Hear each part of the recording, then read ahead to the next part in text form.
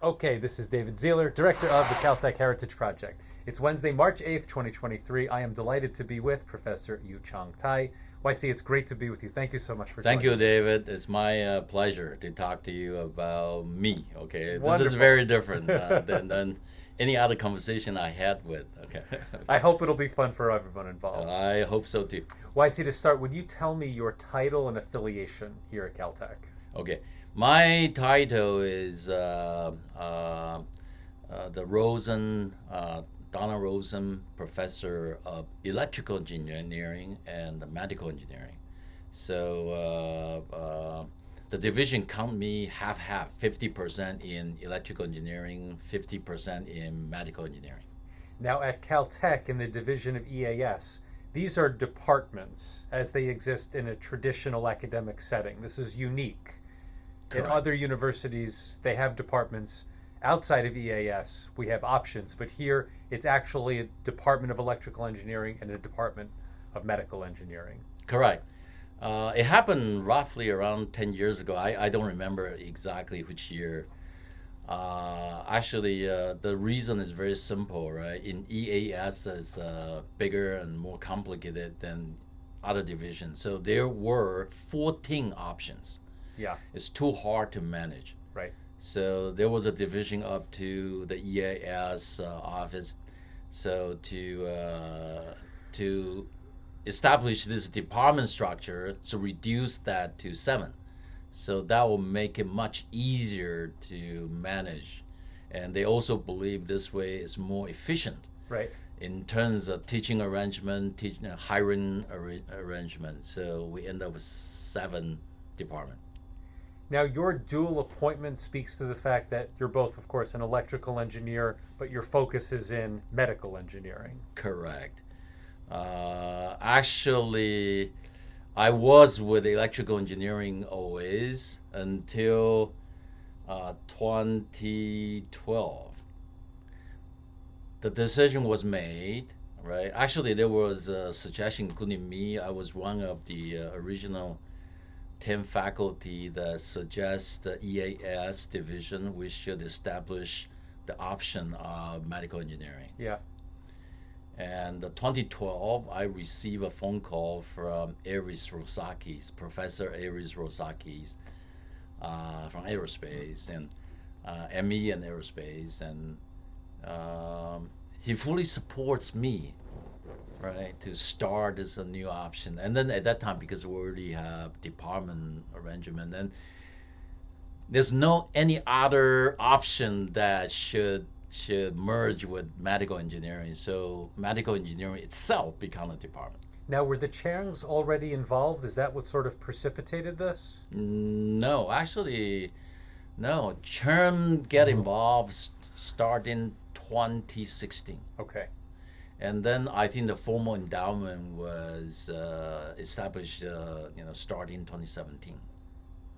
And actually, I'm talking about 2012. The decision Right. was already decided to start a department with nothing, absolutely nothing, $0, no any resources. There's no secretary. It was a pure, strong intention and justification that Caltech should have a department of medical engineering. I actually did a presentation to the board of faculty in 2012. And at the end, there was a vote from the board of faculty. Should we start this new department? You were obviously successful. What did you advocate? What was your selling point? It was successful. In fact, the final vote is unanimously yes. There's zero no vote. Okay, and I told the faculty, look, biomedical engineering is a growing field, continuous growing field.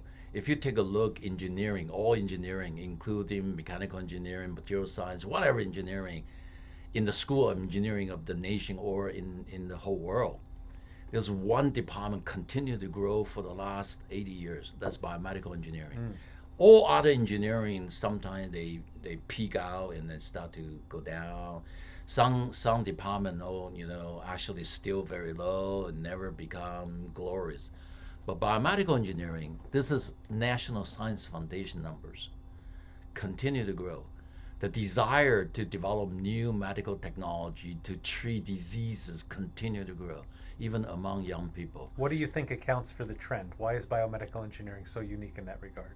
I think a lot of young people, they all experience, they are influenced by disease from their friends and families, and a lot of young people actually also believe modern technology give them a lot of opportunities to improve technology for further improve medicine further. There's another big reason too. If you take a look industry sectors, you will find out medicine, which includes the drugs and medical devices, continue to grow. People usually pay attention to Silicon Valley. It's amazing. If you check companies in Silicon Valley 60 years ago compared to now, there's only one or two companies left. But there are new companies come and they go, come and go. In most other industry, it's like that. Company of people and go. But you don't see that in medicine. Medicine, once you make it, it's difficult because FDA. Because the bar is very high.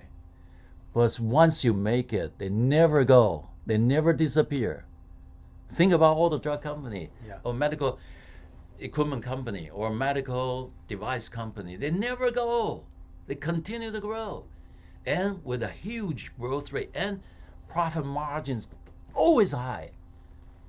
Because when you're poor, you still need to treat your disease. When you're rich, you want to treat your disease even more. So it doesn't matter economy is good or economy is bad. Medicine continue to grow. Yeah. And I actually, in my class, I show people, right? I show the board of faculty. If you plot out since after World War One, the spending percentage of spending of each household, right? There's open data, right? The Statistical Bureau they disclose that since after World War One, there are certain categories people spend money. Housing is one. Food, transportation, right? The really important. Really important. But the percentage people spend their money for housing, entertainment, transportation, food is more or less the same. There's one category continue to grow, unbelievable. From zero to today's 18%, 17, 18% is medical spending. Yeah. United States today spend at least 16% of GDP on medicine, on healthcare. There's no any other single category, not even close. Even DoD spending is much less than that. Yeah. There's no any other category. So that's how advanced countries, right, including United States and Europe, care about health. So actually, all these reasons adding up. Young people, right? You talk about young people, and then they want to be doctors, lawyers, businessmen, and make a lot of money. But doctors are always there. So actually, this industry continue to go, and companies never disappear. They usually maybe due to merger, right? But they never close door. They never bankrupt. Not like any other sectors. Yeah. That's a fact. Now, you use the term biomedical engineering, and the department is medical engineering. Yeah. Is there any distinction? You use them interchangeably? Yes. Actually, the time we started this department, we look around, right? So we look at Harvard, we look at Johns Hopkins, and we look at other schools, right? What kind of program they have. Now, a lot of schools use the term bioengineering, Department of Bioengineering. They don't have biomedical engineering, or they don't have medical engineering. That a lot of schools have BME, biomedical engineering. They don't have bioengineering. But it's very interesting. Harvard has both. Harvard has a department of bioengineering. Harvard has a department of biomedical engineering. The reason is very simple. If you take a look at all these schools, in a way, under the big umbrella of BME, right, which we assume includes bioengineering and medical engineering, right, you'll find out there are two directions people go. One direction, they actually do bioengineering using engineering to study biology. It's more scientific thing. It's like biology, very close to biology, but they emphasize engineering approaches, apply engineering technologies to study biology, not medicine. On the other hand, there are departments like Case Western Reserve, their BME programs geared towards take care of diseases. Right? They don't care about biology, not as much as other programs, right? Mm-hmm. So there are two directions to go. It's to study biology or science, health science. The other actually just solve disease problem, take care of disease, treat people, make them feel better. So two directions. So then if you take a look at Caltech had, actually I was one of the faculty to jointly started bioengineering program. Bioengineering was started also within engineering 10 years before that. But obvious overwhelm, and obviously they are gearing towards biology. So we have a need or opportunity and actually a lot of interest from faculty to actually create another group to go solving medical problems, diseases, get close to patients, work with doctors. Okay. Now, were you doing all of this before the creation of the department? Was that sort of... We did an analysis. No, but was your research agenda focused in medical engineering and you needed a department to surround yourself? Yes. Okay, actually, I showed the slides to the faculty board when I actually do the presentation too. It was not just me, right? Many faculty already feel that we're already doing research naturally. Why? Because the federal government put a lot of research money into biomedicine, right? We faculty write proposals, right? Naturally, a lot of our research actually can be applied to biomedicine, right?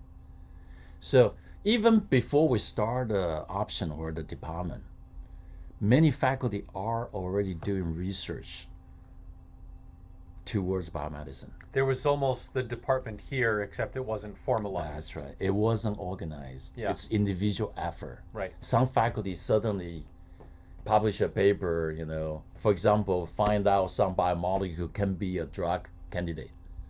Yeah? Yeah. Or engineering faculty find an OCT that can image cells. Okay? Sporadically, unorganized. So actually, we gather together. Well, make a few phone calls, right? So we have a lunch at afternoon.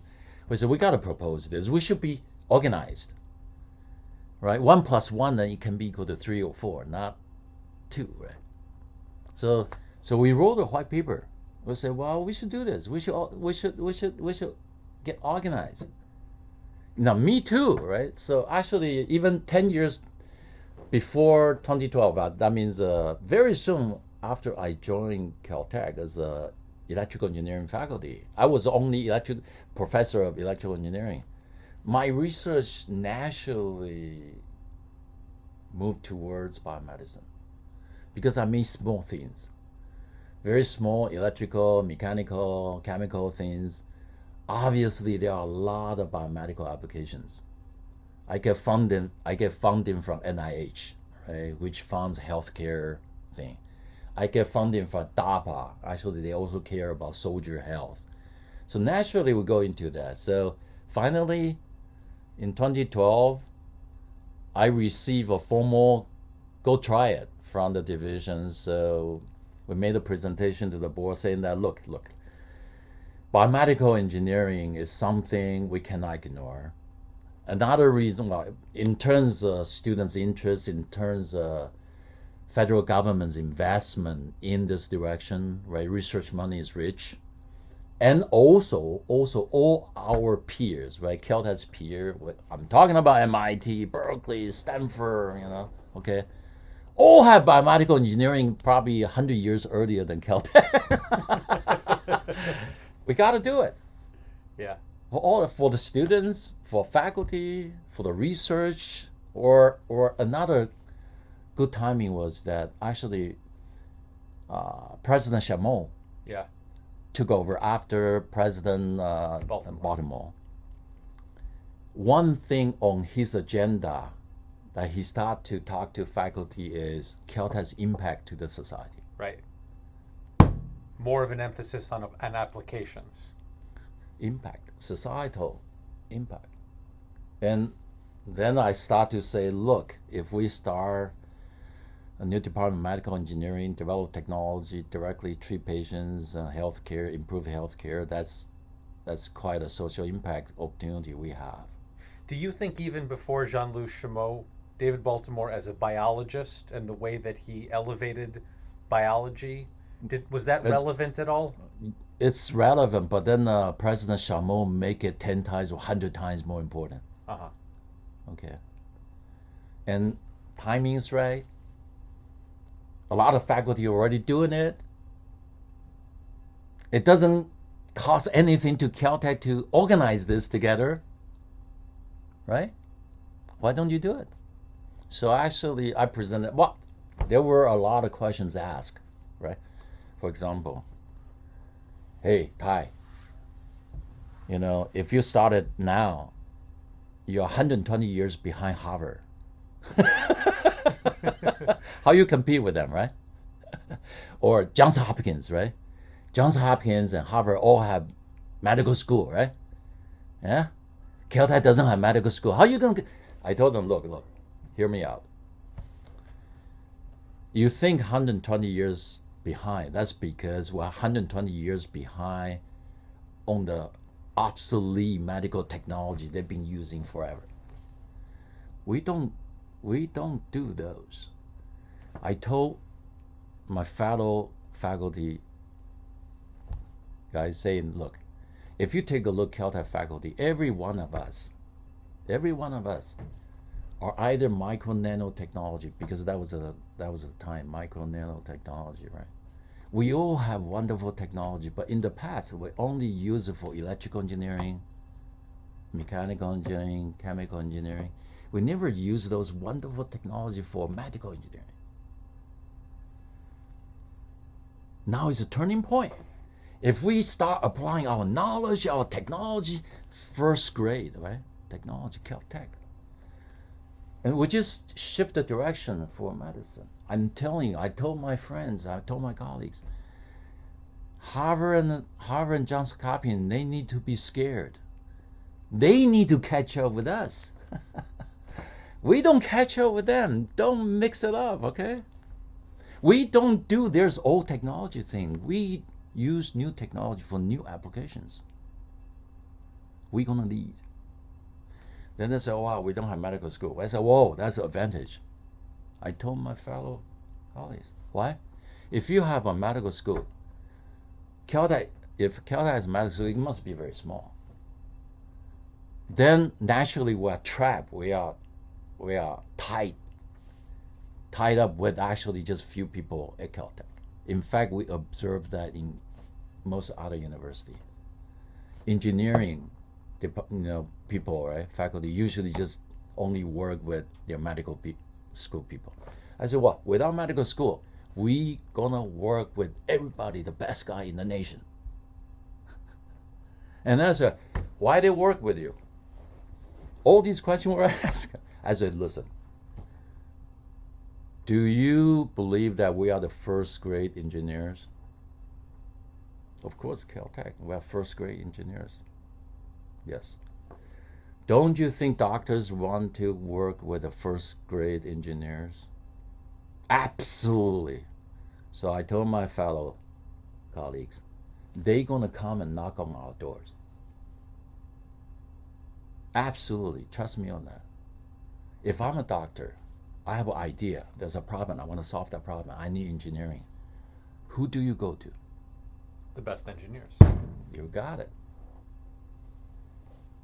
So actually, even after just a few years, after we were allowed to start this department, we formally started the department in 2013. People knock on our door. There's one thing I also do. I start to call up our friends in the City Hall, UC San Francisco, right, and UCLA, right, USC, and call them and say, hey, we have a new department. We have faculty. We have smart faculty, smart postdocs, smart graduate students. There's a chance we can work together. Do you want to have a workshop? We can brainstorm together. Oh man, we start to do this kind of meeting. Okay, naturally, right? So medical people, they present their problems, their idea how to solve the problem, but they need engineering, right? And the engineer sitting down there, well, maybe I can do this for you, right? With you, right? Oh my God! Today, actually, very soon, we found out our capacity all taken up. We couldn't take more because we are so smart, right? Every faculty in medical engineering pretty much say the same thing. Too much demand, not enough capacity to suffice everybody. That's our current situation. It's a really good problem to have. But that's exactly what I predicted when we started the department. Do you see yourself purely as an engineer? Is there anything you do that is science oriented? Oh, actually, I think just I'm speaking for myself. Every research topic, well, I actually call myself a device person, medical device person, right? So biomedicine, there are two categories. One is drug, which is very different, right? The BBE person, right? So people are actually very deep into molecules, biomolecules, and all that. That they naturally go towards the drugs. But engineers naturally more go towards medical devices. Oh, there are tons of medical devices. It's a big industry. In fact, the size of industry of medical device in the United States bigger than semiconductor. Most Wow. people don't understand. Wow. Much bigger than automobile, much bigger than aerospace. I'm telling you, this real number. Okay, medical device alone is $500 billion a year. People don't understand that, but drug is even bigger. Drug actually is 2 times something. It's more than $1 trillion a year. It's a big industry. Okay, so we don't need to worry about that. So it's a very healthy, and because companies don't go away, right? They don't bankrupt, right? So even bad economy, stock market crash. I'm telling you, biomedical companies stands. Yeah, you never heard Merck gonna close the door. Are you kidding me? Right. No. Medtronic closing door? Hell no. No way. And government spending on healthcare continue to go up.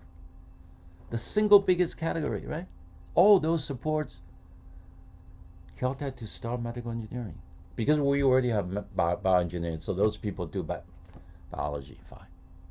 We do diseases, medical devices. Now, within medical engineering, is there anything that you don't do? Do you have a research focus? I mean, there's so many Nope. things that you're a part of. No. Is there anything that you exclude? We never set limitation because this is Caltech. We believe smart brains should continue to think of breakthroughs, out of box, break the boundaries. Why we set any limitation? Caltech, this academic freedom will never allows it. So we never set any limitation. We just tell everyone, do something new, do something great. As long as it's good, it's great, do it. No limitation. What are you working on right now? Oh, I'll give you some example, right? Some crazy ideas, right? So that's what Caltech people do, including myself. The student I'm going to graduate, okay, for example, right? We're trying to cure type 1 diabetes. Type 1 diabetes, the reason it's a problem is their beta cell, their pancreas, there's an islet actually die because of self-immune problem, right? And because their lymphocytes will attack their own pancreas, okay? So the idea of grafting, that means harvest the pancreas tissues, or even using stem cell to derive beta cell. We call it beta cell. That so when glucose come in, those cells produce insulin, right? So if we implant those cells into type 1 diabetes body, it will cure type 1 diabetes. Now, I'm not the very first one, right? People actually try this, for decades. They know one thing, and no one has solution yet. Is when you implant foreign cells into a body,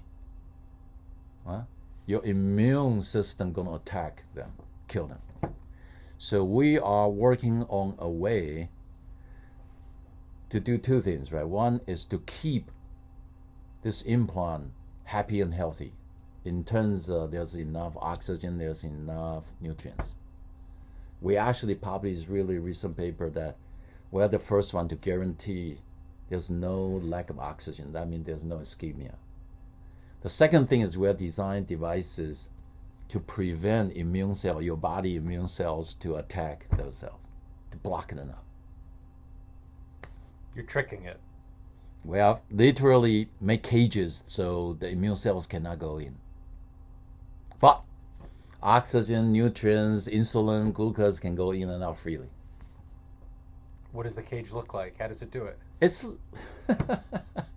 It's actually we call it mesh.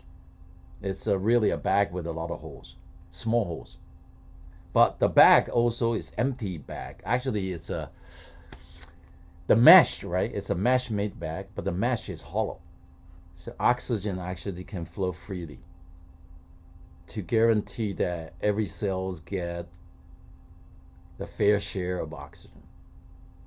As a one of its kind device.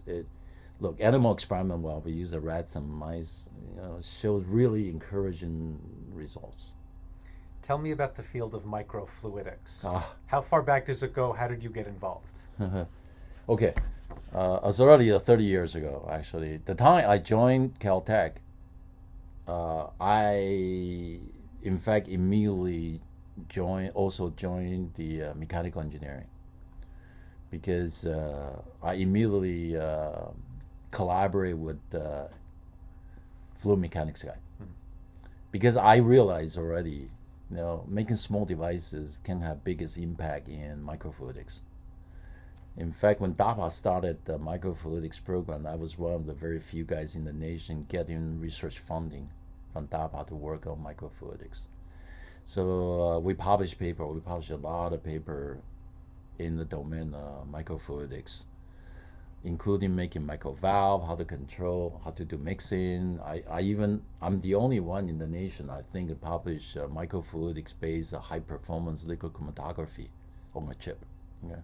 I hope someday it will become a real product for that. Anyway, one of my students actually, we were funded by NASA for 8 years to develop one technology they want to put in International Space Station. That was the original goal. What was the technology? It's very interesting. It's a complete blood count. Right now, if you take a look at International Space Station, there's very minimum medical technology there. Okay, on Earth, right? They draw your blood. They have an assay, they test. If you want to do complete blood count, then there's a complicated assay, right? But that's the most basic technology on Earth, right? Big machines running it. They cannot put it in the International Space. They want everything portable, very small, runs on its own. Microfluidics sounds microfluidics, right? So we developed a technology, actually, one drop of blood to do complete blood count. One drop of blood, put in something like a glucose test paper. It's a small device. Just one drop of blood, drop in there. It will tell you your complete blood count. It's targeted for FDA approval this year. That was one graduate student who did this PhD and start a company and try to maturize that technology and target to be used on Earth. And you never know, maybe it can be qualified for space and someday used for astronauts. Elon Musk talk about sending people to Mars, right? What kind of technology, medical technology they need? That's a big question, right? Yeah. They should first, build a hospital there before they send people there, right? Otherwise, wow, it's murder, Yeah. right? I haven't thought about that one. Oh yeah. Yeah, I argue that's the case, right? Tell Okay. me about lab on a chip. What does that mean? Well, this actually one drop of blood to do complete blood count is perfect example of lab on a chip. In fact, before lab on a chip, right? Even bigger goal after that is hospital on a chip. Then you understand what's lab on a chip. Lab on a chip is a very small part of hospital on a chip. Lab on a chip means you analyze maybe a tiny little amount of fluid, one drop of fluid, what's in there, in terms of maybe just molecule or pH value or nothing directly to medicine yet, right? So it's lab on a chip. Whatever people do in the lab, right? In the lab, you measure conductivity of fluid, you measure, whatever biomolecules that a cell produced. Okay. Well, today actually people then talk about what one cell come in, you analyze what's the DNA sequence of the cells, right? Or messenger RNA or protein, what kind of protein, how much amount in the cell. Those are all lab on a chip. But hospital on a chip is different, a little bit even more bigger and grander, right? Okay. That will actually provide your health condition. Well, that could be. For example, maybe there's a genetic disease, can be analyzed, right? Right.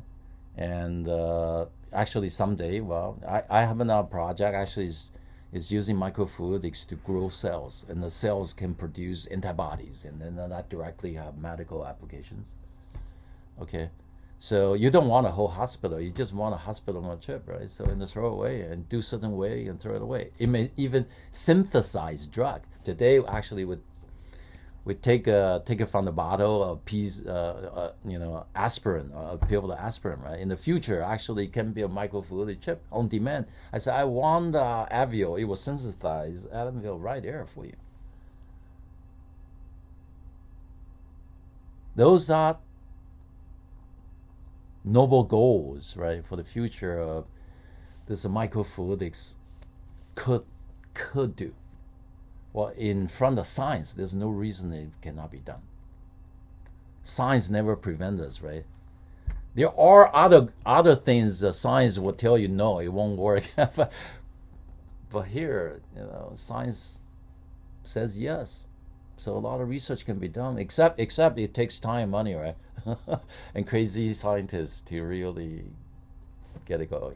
Now, are you focused on bringing devices to market, or do you develop the technology and license this out to biomedical companies?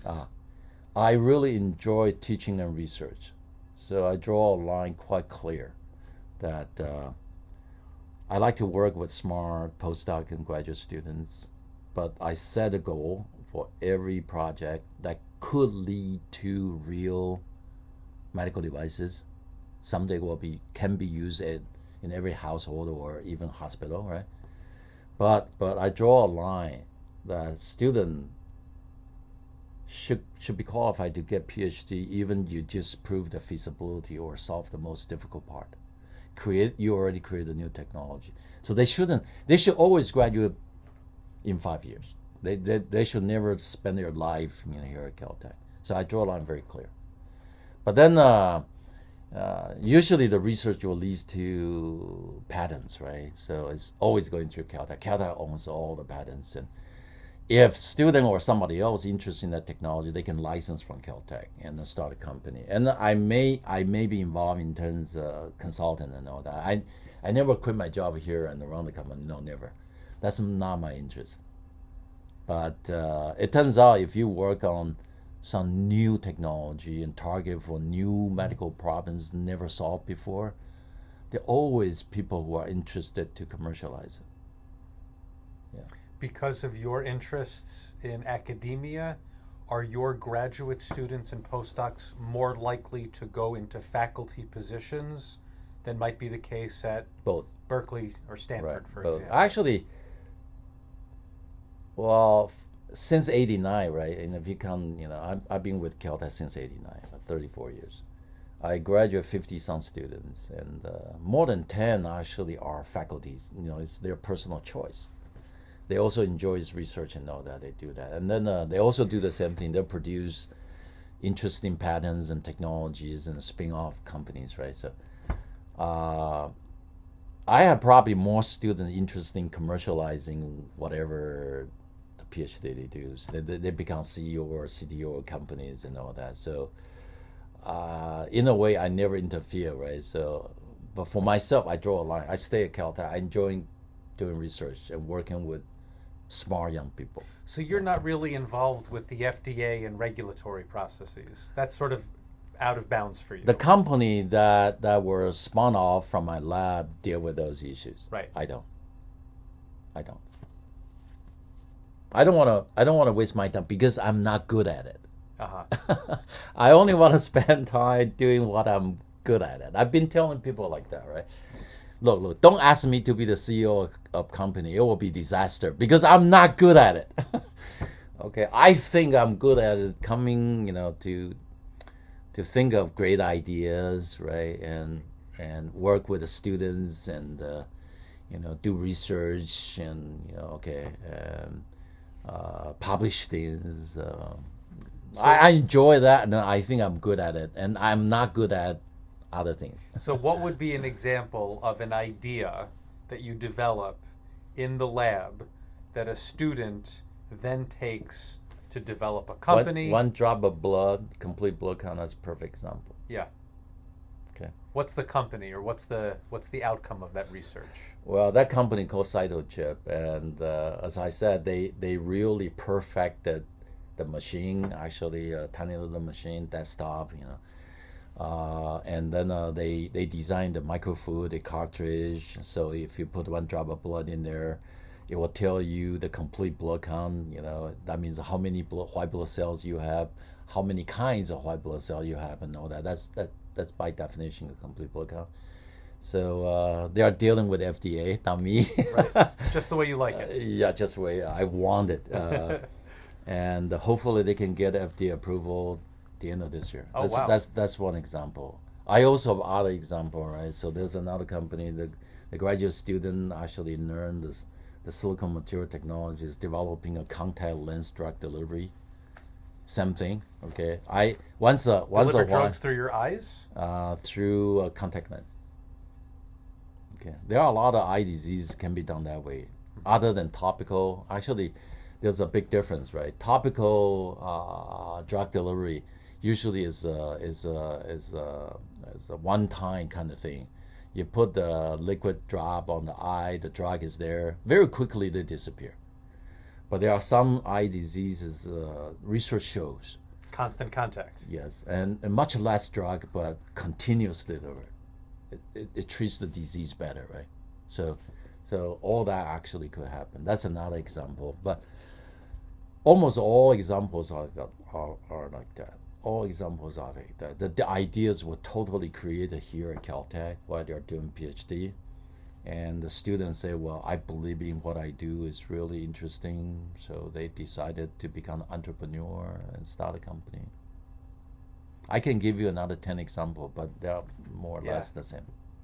You mentioned diabetes. What are some other diseases that your lab focuses on? Oh, okay. For the last 20 years, I focus a lot on eye diseases because I collaborate with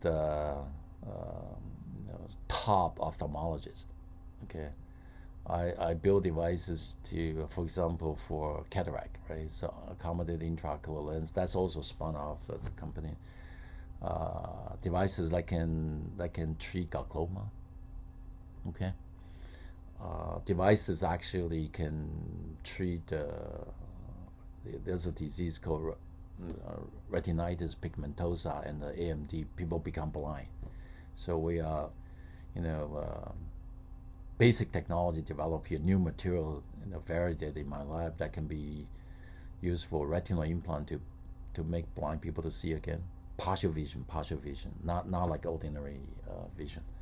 and also device that potentially can treat diabetic retinopathy. Those are four major diseases that cause blindness. 80% of blindness caused by these four diseases. So for quite some time, and people knew me in this field as a the engineering guy who worked with that ophthalmologist to invent all these things to treat eye diseases. I also with a cardiologist at UCLA for heart disease. I also I work with many doctors, right? One graduate student, current project, right? So that's because in one of this brainstorming workshop, there was a brain surgeon got frustrated from the last 40 years of treating brain tumor. Among all cancers, right? The GBM actually is a special brain cancer, didn't have progress. Every other cancer is big, significant progress. That means a 5-year, survival rate is much improved, but except the brain tumor. So I talked to him. He was very frustrated. 40 years, I said, wait a minute, man, that's brain together. So we come up with crazy ideas, So try to develop a new method. The new method actually is to attract and draw cancer cells towards my device and then kill them. How do you do that? I cannot tell you too much because there's ongoing research. Okay. We haven't published that, but we actually think there are some proven scientific ways that never apply to this. It could work. The student already trying to validate that using microfluidics right now. The graduate students is working really hard on this. So microfluidics, oh my God, that has a lot of potentials. This is only the beginning. In fact, I've been telling people it doesn't matter which field I see it. In terms of medical device, okay, we're still in Stone Age. Mm-hmm. Truly, Stone Age. But yet it's a $500 billion annual market because people are desperate. They need it. Well, CT scan, MRI, those are medical devices. They're used every day, right? So, and then there are other medical devices which in Stone Age need to be improved, right? So it's ultrasound imaging. I don't do those things, but AI has huge impact on those things, right? Engineer can have a huge impact on those fields, right? But then there are drug delivery device engineers. That's our core yard, okay? Surgical tools, right? Okay. What about implants? Implants too. That's in Stone Age. My God, I can throw a lot of example to you. For example, right? I graduate 2 graduate students working on implantable electrodes that can put inside our body to interface with nerves, with brain, or spinal cord, for retina. Right? Just new material, new electrodes. That's it. It's brand new, okay? Because the past actually technology only give you not so good electrodes. Seriously. Even today, pacemaker, for example, they use a handmade platinum wire, and then they use a silicone to do the insulation. Those materials really not perfect, so it needs to be improved, right? Okay. No, that's why I've been saying we're still in Stone Age. So my lab actually make a lot of micro devices, including microelectrode, using new materials, and we think there's a lot of advantage. That's why one spin-off is developing a retinal implant to make blind people see. Okay. You can imagine there are a lot of new materials we use and never used before. Also, there's a lot of new computing capability, because the semiconductor chips has advanced so much. We also found out that's one thing that's ridiculous. If you understand, for example, a lot of chips, right, semiconductor chip, and today we are using chips in some medical devices. They were actually developed 20, 30 years ago, never renewed. Why? FDA doesn't want it, and company doesn't want it. Because if you renew the chip, even just chip, you have to go through FDA all over again. So that's because of FDA. So the ecosystems is very funny. Okay, in my opinion, FDA, you know, does a lot of good things, but also sort of slow down the progress, right? Not like in consumer electronics, in our cell phone communication. Wow, you know, the device every 2 months, every month, you know, there's a new thing coming up, but not in biomedicine, not for drugs, not for medical devices. And it's well known, right? For drug, it will take $1 billion 10 years. For medical devices, it will take maybe $500 million, maybe some easy ones, $100 million for 5 years, right? So because the FDA is doing a really good job as a gatekeeper, right? So make sure everything's right. So, but then at the same time, that means a lot of opportunities. Okay. And you know, as I said, actually, for advanced country in a rich society, there's no way to avoid that. People want better health care. It's demanded. And another big factor is, right, there's a the growing we live longer, right? We live much longer than people, you know, 50 years ago. So when you grow old, you're going to get sick no matter what. You want better healthcare technology.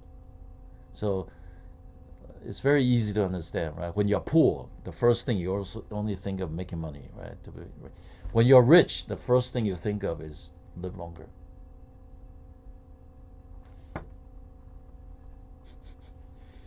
If you can live longer, the next thing you think of is what? Staying healthy. No, entertainment. Then you want entertainment. Oh, then you want entertainment, of course. Once you're healthy. There you go. But to live longer is when you have money, when you're, you know, it doesn't need to be rich. I mean, as long as, you know, financially you're comfortable, then you want to live longer. Do you see Moore's law at play in your lab? Is that a reality for you? I think technology can enable that, but regulation doesn't allow that because of FDA. Moore's law is not as strong as FDA law. Not for biomedicine, unfortunately. Without FDA, yes, but then along the way, a lot of bad things could happen, right? FDA is to ensure, you know, people are protected. You know, 1 in 1 million accident rate can happen, sort of thing. So to get FDA approval, it takes a long time and a lot of investment, right? Do you have international collaborators where you can test Yes. regulatory systems with Absolutely. perhaps less conservative Yes. practices? Yes.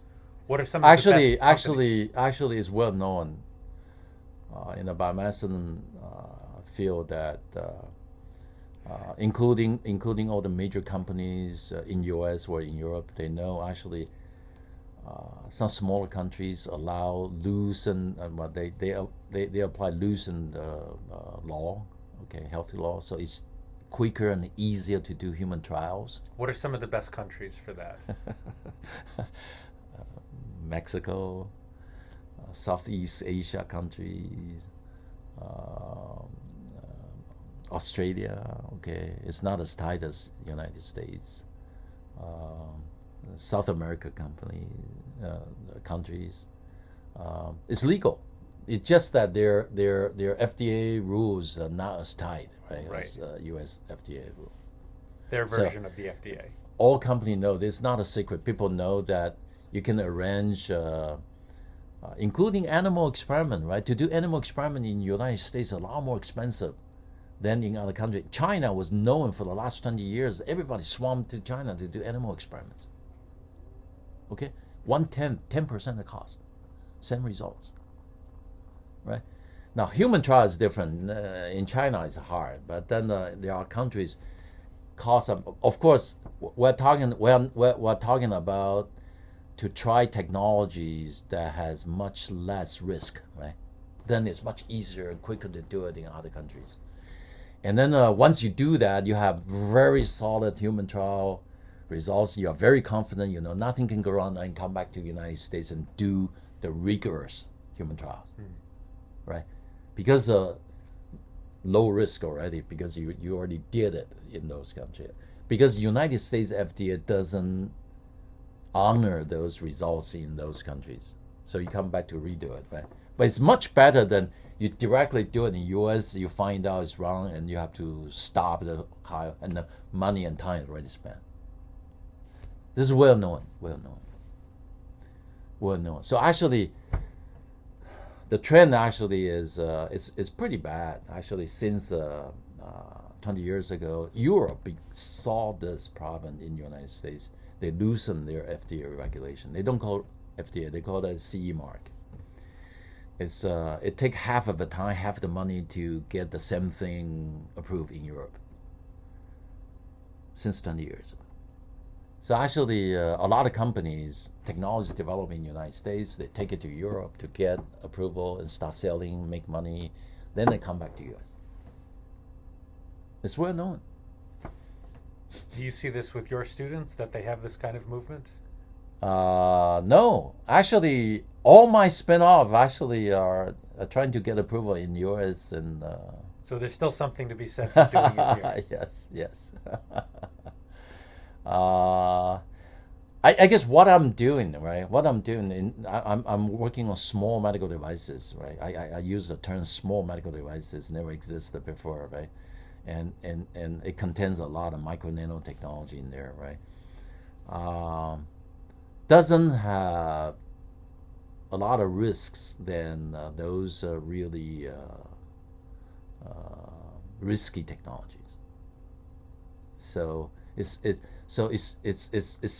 stays at the lower end. It can be quick and cheaper to even do it in United States, kind of thing. But that one example of treating diabetes, I'm telling you, it may be better to do it. We'll call it offshore, outside United States first, and then come back. What have been some of the advances in technology over the past 30 or 40 years that have really revolutionized things for you? Okay. I think, in my opinion, in terms of medical device, the trend was accelerated in terms of available technology, amazing, is miniaturization technology, to miniaturize everything. And miniaturization is different than nanotechnology? Nanotechnology is part of it. No, it's not just nanotechnology. For example, mechanical miniaturization. Okay. For example, I'll give you an example. This is not my work, right? The first pacemaker, although electrode penetrate the skin and go to the heart, the wire come out from the body and it's connected to a shopping cart's electronic boxes. The patient has to pull the car to keep the life going. And today we know the pacemaker is the smallest one is about quarter size, and total implant put underneath the skin, right? That gone through many generations of miniaturization. It's mechanical miniaturization too, electronic miniaturization, right? Same thing happened to so many other medical devices. Microfluidics, right? In the lab, in the past, actually, you draw the blood. They are using petri dish, using the flask, and doing the tube, just like every high school student learn how to do in the wet lab, right? So using a pipette. No, it's compared to just one drop of blood drop to that sensor, done, and then you throw everything away. Miniaturization. The science never changed. It's miniaturization. Miniaturization of fluid handling, the size, right? Mechanical design. But there's also new nanotechnology in there, right? New molecules and all that. Okay, for new tests and all that. But like complete blackout, nothing has changed. Nothing has changed. The science never changed. It's really just a size change. So miniaturization changes medicine so much. That's the opportunity. And then I happen to do research on small devices. I happen to do research on how to miniaturize things. So I'm lucky. I'm the lucky. I'm one of the lucky ones. What about computation, either for analysis, for modeling? What have been advances in computation that have been important for you? Not much. To me, not much, really. You don't do much modeling or Okay, simulation. look, I do. But in my opinion, right? In my opinion, I'm not good at that, especially the AI thing. In fact, AI thing.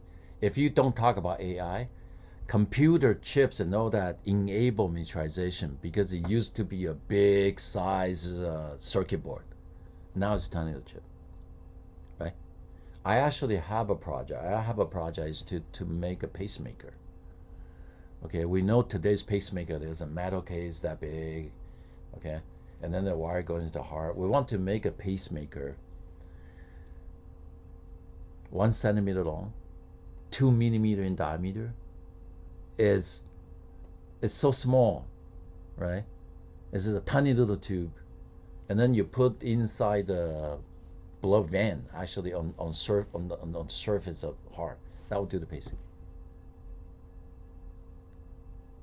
Small is better. Your body will ignore it, okay? And can be catheter delivered. There's no big wound. It will do exactly the same job, right? Okay. So all those are enabled by. You can put there's a shopping cart, electronics. Right? They use a vacuum tube, but that's why it's that big. To a tiny little chip, right? That does computation and all that. But unfortunately, to shrink a vacuum tube machine to a tiny little chip is not a PhD to me. All right? What I actually really care is a medical device shrink down to the size of rice grain. There's a lot of new things there.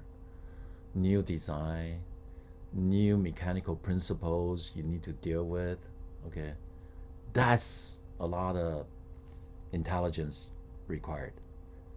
That produced PhD to me. For example, my student also use AI, but then that's not a key part of their thesis. It just makes it easier? It makes it easier, make it better.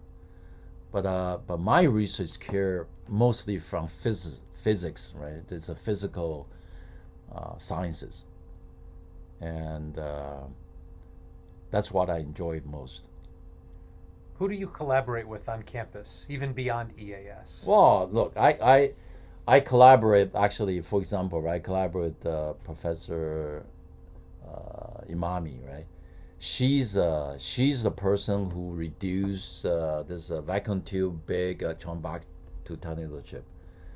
She valued that her student can get PhD from it. I don't.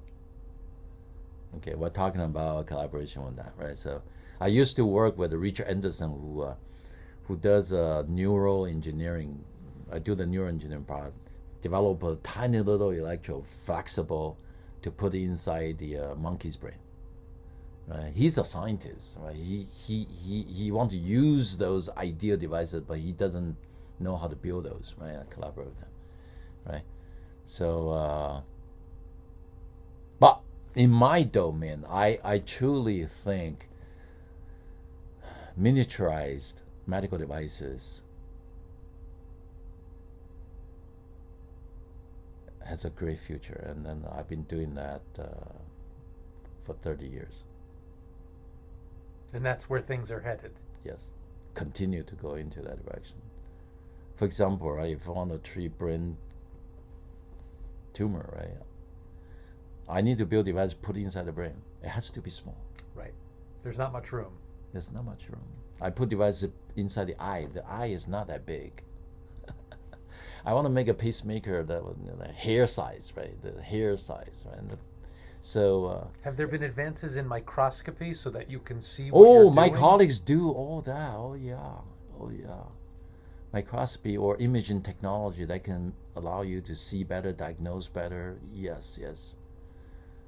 Actually, many of my colleagues are doing that. There's medical optics. They call it medical optics. Oh, amazing! There's a huge advancement in that too. Also benefiting from new technology for miniaturization. Still, they want to make tiny little microscope.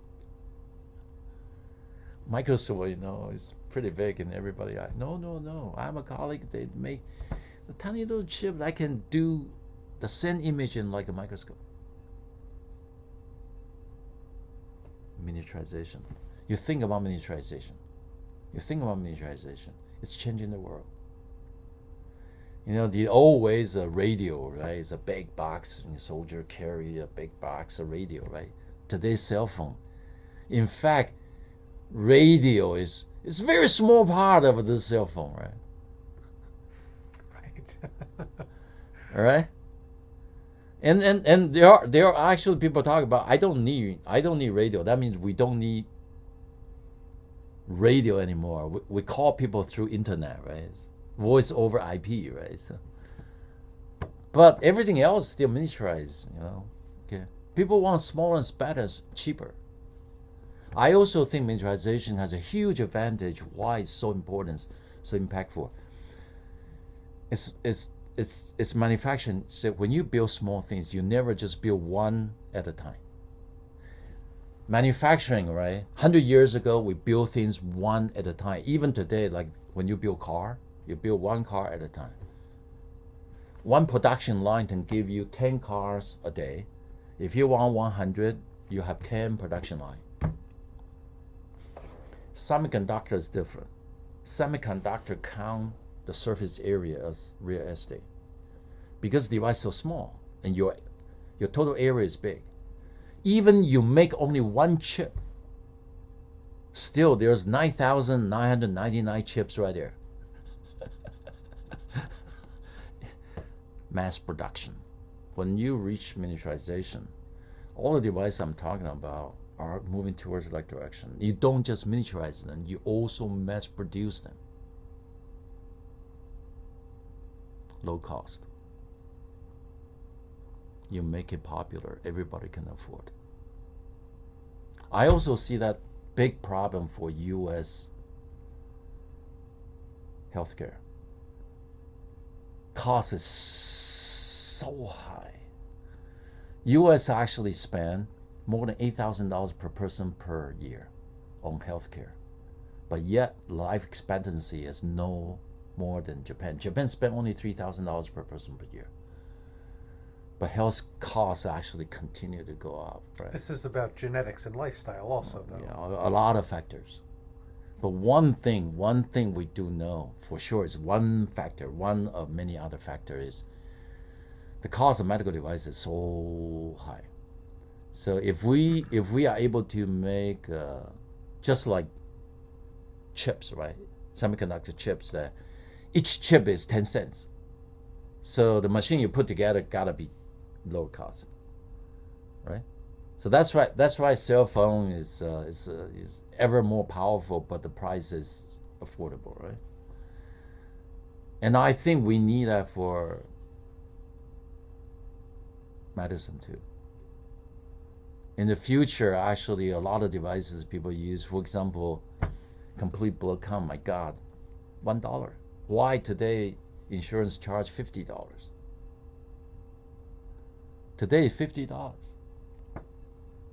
It could be just $1 or cheaper. So low cost actually, to me, is very, very important for future medicine. No doubt about that. And miniaturization is part of that. It's important technology to support. If you can miniaturize and together with mass production, then you can get there. Last question for today. Okay. You say we're in the Stone Age right now with all of these devices. How do you see your lab in the long term, the long view of history?